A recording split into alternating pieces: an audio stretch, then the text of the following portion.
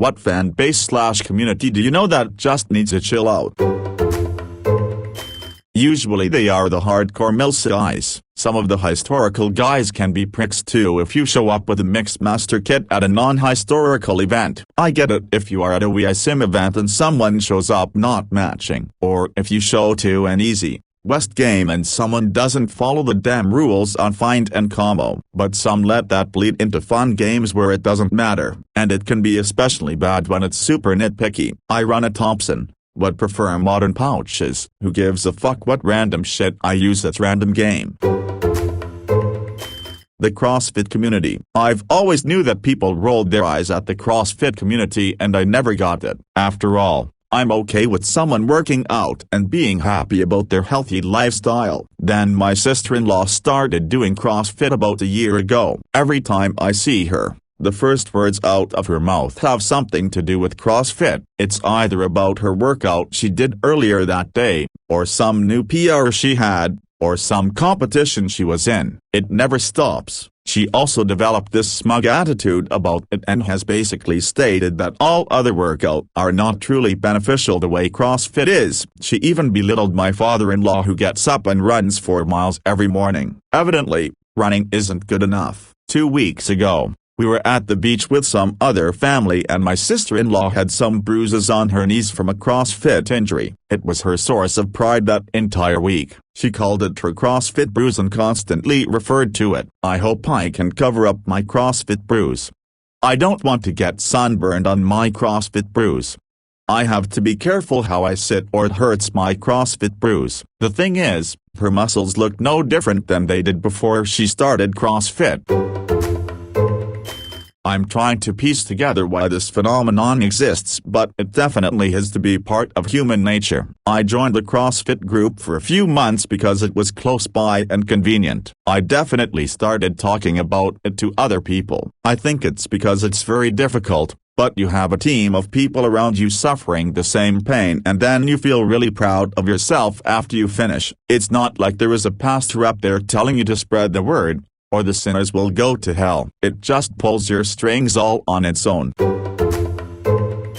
All of the ones that ship the actors in the show rather than the characters. Think what you want about fictional characters, but more than once I've seen these echo chambers within larger fandoms where these people that truly believe female lead is secretly married to male lead. Male lead's relationship with his real-life partner is a cover. Male lead's real-life partner is a shrew who is ruining his life, and both actors' romantic lives have been carefully and deceitfully choreographed by their traitorous management and evil studio bosses. Also, it's all just about to come crashing down. Any day now they're going to publicly declare their love for each other. Management, studio be damned. Oh, anyone who questions this narrative, whether to point out factual errors or simply question why the powers that be wouldn't love the marketing boon of the romantic leads together, is either a PR shill or a malicious bully. It's so common. I'm vaguely aware it's also a thing in Star Wars and K-pop and I'm sure many other fandoms. I'm starting to wonder if it's the same people just fandom hopping from one intrusive obsession to the next. Honestly, at a certain point it's not funny or enraging so much as just sad. It's like these tiny communities where shared delusion is a prerequisite for continued membership, because taking a step back and examining your mental health and the narrative you believe in means losing all of these relationships. If anything, I find it interesting how people fight for their OTP. I'm part of the anime community and the harem anime of the season is basically just a fun event for everyone on the forums to cheer for their favorite. It's like cheering for a sports team. And like cheering for sports teams, there are people that will knife you if you wear the wrong jersey while leaving out the wrong door, or throw balloons of piss at you, or start a riot win or lose. The good thing with nerd communities is that they don't play sports or are very athletic, so it just sticks to internet bullying and doxing. This has always been the one that bothers me, and just shipping real people in general, because all the aimless speculation aside, the incredibly few times the fans are correct about the relationship, they've made such a fuss that it's deeply embarrassing for the people involved, as well as being incredibly invasive. Shipping fictional characters though? Great. Love that stuff. 10/10. Thank you. I totally agree with you. Also, reader inserts where people ship themselves with celebrities. I feel awkward just reading those. I mean, isn't it a kind of obsession when you ship yourself with someone else, who doesn't even know you exist, and you write stories about it? Yes, the SMP crowd is practically a cult. Someone on Twitter pointed out that there seems to be a cycle where it goes. Dream fucks up, Greater Than Dream's fans rush to his defense. Greater Than Dream puts out a half-assed apology or no apology at all. Greater Than Dream tweets out "love you guys." A few days later, Greater Than everyone forgets. Greater Than rinse and repeat. In his fanbase's eyes, Dream can do no wrong. Hell, they'll listen to him before they listen to anyone else because they're impressionable children. Part of Dream's thing is that he doesn't distance himself from his fans, whereas most Tibbers will establish that they're not your friend. Dream doesn't. My roommate is a big Minecraft YouTube fandom person and is always telling me about streamers and drama and etc. There's so much of it, and I don't understand anything. So then they said this guy had already seen the map before the Minecraft tournament, but then that blew over because it turns out that Dream cheated on his speedrun. I genuinely find it all fascinating, but I'm also extremely grateful that my internet days consist of lurking instead of engaging in that kind of fandom interaction. The ones who think smoking weed is the equivalent of having a personality are the worst. I smoked weed every day for years, and somehow I never really felt the urge to brag about it. It's just a hobby. Talk about it with people who share it, and try not to drown everybody in conversation about it 24/7. That's annoying regardless of what the hobby is. Anytime people base their personalities around a single thing, or more or less make a single interest their personality, they always strike me as some of the most shallow people on the planet. I've never been able to wrap my head around why people will fixate on a single thing and just eat, shed and breathe it without boring or hating themselves. WWE Universe is shitty at best and creepy at worst. I've seen everything from guys sending the woman detailed fantasies to demanding private medical information from wrestlers, saying that they assumed someone wasn't on TV because he got deported, and sending threats and abuse to wrestlers who are getting pushed because their faves aren't on TV. Some of them clearly have teams running their accounts, but a lot of the mid and low-card talent run their accounts by themselves. And I can't imagine what constantly hearing that shit is to someone. Out of all of the parasocial relationships, that one has to suck the most because so many people can't separate the person from the personality.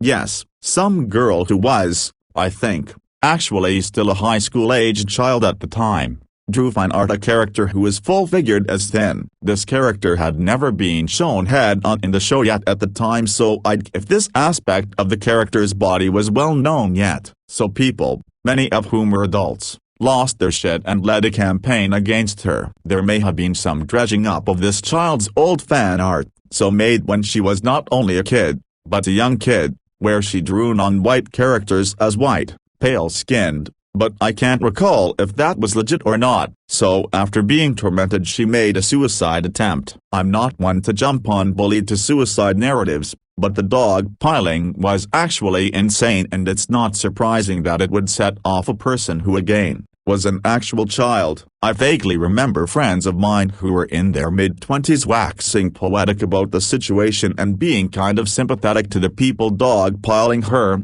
They didn't participate, and my thought was, this is over a kids show that isn't even as good as Powerpuff Girls.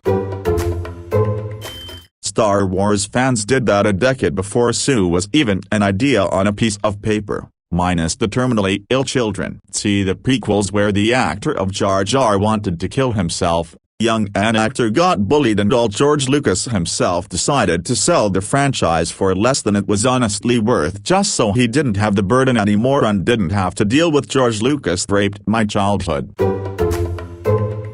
As a person who was once a major pop fan, this is 100% the truth. I remember a community would go so far at trying to cancel basketball players just because their uniform is the same color as what their idols use. or even some random posts that has that color in it. I got so sick of them that I rarely listen to K-pop anymore cause they ruined it for me. But that doesn't mean I don't like the songs anymore. The songs are awesome, but I'm not going anywhere within 100 feet of the fandom.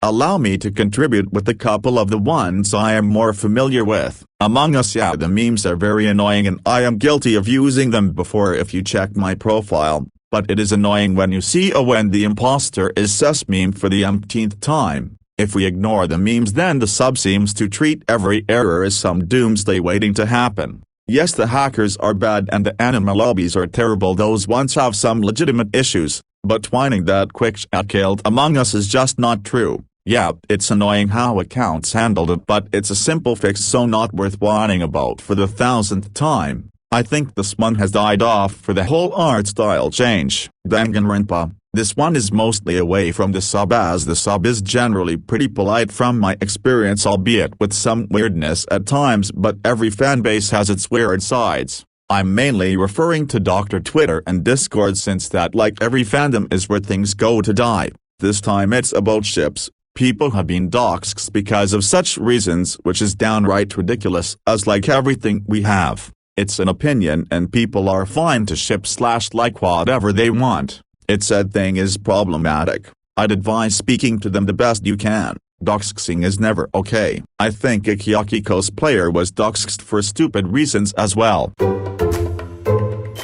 Nintendo fans, I feel like the biggest problem with Nintendo fans is how damn ungrateful they are. Yes, they have some legitimate points at times concerning what Nintendo did with the Melee tournament and Nintendo's weird business practices, but for some reason whatever Nintendo does always has some stigma against it. Mario Golf, for example, while the reception was universally positive, I believe, some people were still asking for Mario Strikers. When characters are announced for Smash, the most common comments I tend to see are "who asked for this character?"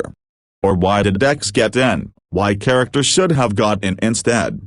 Sephiroth is a good example. He was hyped up and tons of people wanted him in. I think the demand increased once Cloud got in, and the cycle of the above-mentioned comments made it in. Yeah, the fans do have some influence, mainly as how Steve got in, I think, but it's up to Nintendo, and some characters are impossible. For example, they are not from a video game. Sorry if I sound randy here. Every fanbase has its good side, it is just that some have very vocal minorities.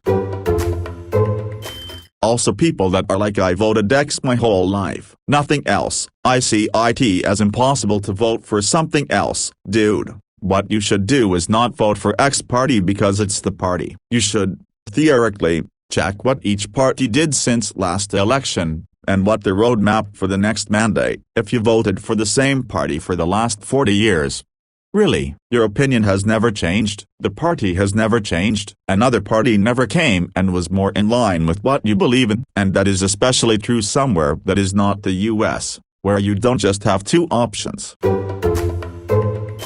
I think about 90% of people are farther from R or D in political ideology than actual R&D politicians are from each other. So usually only a few percent in between the two might change their minds about which of those two options is better. What we really need is an election system that doesn't punish people for voting for who they actually want to win, rather than voting for one of the two most likely to win. Unfortunately, that would take a constitutional amendment, and the people with the power to make that happen benefit from the current system. Not just Zoomers. I have a friend who's in her 30s who is so obsessed with BTS that you can't so much as mention the letters B and T together before she's off. She cut an outing short because they were going to be on TV and she needed to be present for the Twitter conversation. For her birthday she wanted to go to a KBBQ because they play pop videos, and anytime they came on we all had to stop talking so she could vibe. She's totally obsessed with Korea and wants to go there to find a Korean husband so she can pretend he's one of the guys. It's fucking creepy and fetishistic. We have another friend who kind of likes them and all she'll talk to about with her is BTS. I can't believe no one has said Doctor Who. I am a long-time, hardcore fan. I've watched everything going back to the mid-1960s, long before I was even born, but the fandom is just sigh. I have left every single Doctor Who fan site or digital space because so many of them are just the pissiest of neckbeards who are angry that the current Doctor is a woman. But what's really fucking dumb is that these same people have been doing this toxic shit since the 1980s. They were like this before the internet. Car guys. Yeah, I understand that you wasted 11k on a Lincoln with 150,000, but Toyota makes far more reliable cars for half the price, and my abused Toyota will still outlive your Ford/Lincoln/Chevy that you basically had to spoon feed to get the 200k. Also, most of them gatekeep to some degree. Oh, you drive X car for X reason? Why would you bother driving that? That car is trash because it doesn't have as much horsepower as I think it should. It doesn't look cool enough / I don't like the way it looks. Oh, you drive that? That isn't even a real car, so you don't like cars / you're not a car guy and your opinion doesn't matter. The Prius is the first car that comes to mind with that, and only a true car guy can appreciate the Prius. I don't want kids, but I don't hate kids. I have a lot of admiration for people who raise kids, and a lot of sadness for kids when they aren't being taken care of properly. Personally, I am just too immature and have too many problems for foster/adopt/bio. Plus I have gender issues that make a biological kid just disgusting to think about. I think a lot of that backlash/comparing/hate parents get from people there has a lot to do with how the people who don't want kids are seen as lesser by family, or emotionally abused and manipulated by family, and also by what society and media says is normal and good for someone to be doing with their life, and what is bad. This makes people feel lesser than and defensive, and then they lash out with bad behaviors. That said, when they are old enough to know better, they should really self-reflect on the things they say to others and the way they feel, because it is toxic as all hell and often hurtful to others. With all that free time, people really could work through their issues more and learn to better balance their own feelings without hurting others who did nothing to them. Man, I lost my train of thought. Basically, society and expectations fuck us all up, and people need to consider more self-reflection and therapy tools to use in their daily life.